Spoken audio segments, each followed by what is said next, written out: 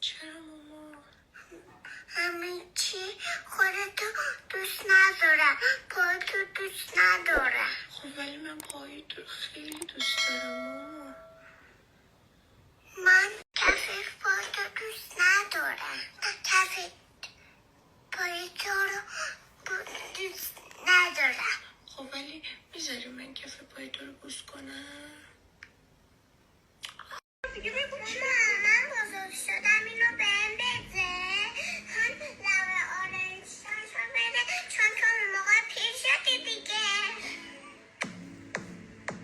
Okay, I'm bored in the house. منو گفتی من بچم؟ من بچه نیستم.